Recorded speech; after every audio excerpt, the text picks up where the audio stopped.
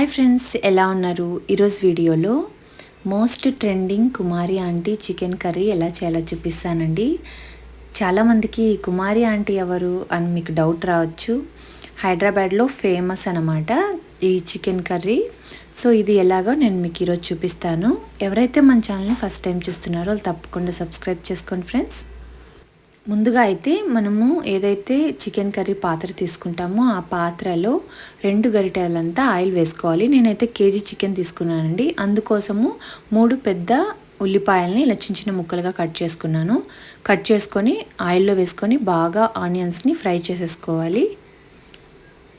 Onions బాగా fry అయిపోయిన తర్వాత జింజర్ గార్లిక్ పేస్ట్ ఒక పెద్ద స్పూన్తో 2 స్పూన్లంతా జింజర్ గార్లిక్ పేస్ట్ వేసి ఒక 5 నిమిషాలు ఫ్రై చేసుకోవాలి. తరువాత కరివేపాకు కూడా ఒక 2 రెమ్మలంత కరివేపాకు వేసుకొని బాగా ఫ్రై చేసుకోవాలి.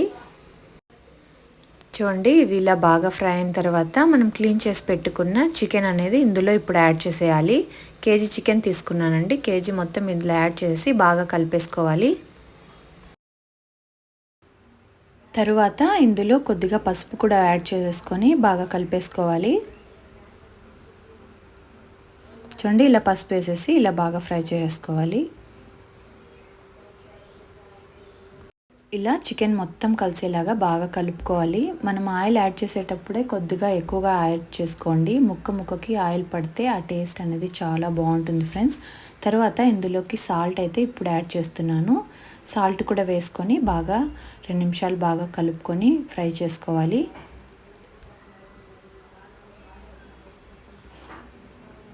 చూడండి, సాల్ట్ అయిపోయిన తర్వాత ఒక పెద్ద స్పూన్తో 2 స్పూన్లంతా కారం అనేది యాడ్ చేసి బాగా ఇలా మిక్స్ చేసుకోవాలి.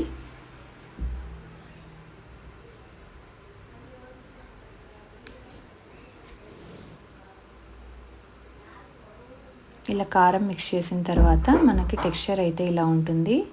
చూడండి, ఇలా బాగా ఉడుకుతుందన్నమాట, వాటర్ ఏమీ వేయకుండానే. తర్వాత ఒక పెద్ద సైజ్ టమాటో పండుని తీసుకొని ఇలా సన్న ముక్కలుగా కట్ చేసుకొని ఇందులో వేసేసుకోవాలి.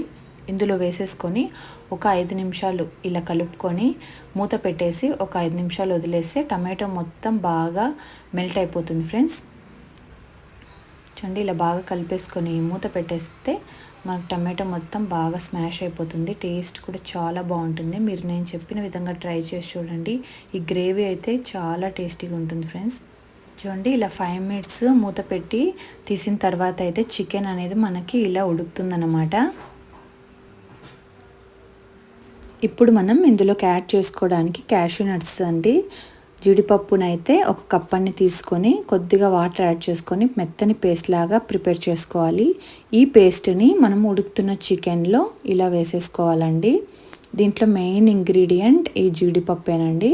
ఈ జీడిపప్పుతో ఈ కర్రీకి అనేది ఎక్స్ట్రాడినరీ టేస్ట్ వస్తుంది. అంత బాగుంటుంది ఫ్రెండ్స్. చూడండి, ఇలా మొత్తం ఆ పేస్ట్ని వేసేసి ఇలా బాగా ఒక 2 నిమిషాలు కలిపేసుకోవాలి.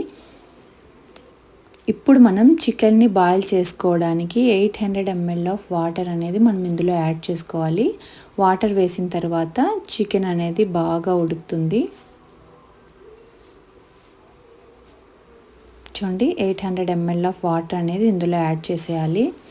మనము జీడిపప్పు పేస్ట్ వేసిన తర్వాత ఒక 10 నిమిషాలు అనేది అది మనం ఉడకనివ్వాలండి. ఆ పచ్చివాసన అంతా పోయిన తర్వాత మనం వాటర్ అనేది యాడ్ చేసుకోవాలి.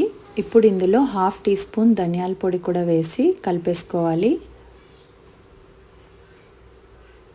అలాగే ఒక 1/2 టీ స్పూన్ జీలకర్ర పొడి కూడా యాడ్ చేసుకొని ఇలా బాగా కలిపేసుకోవాలి ఫ్రెండ్స్.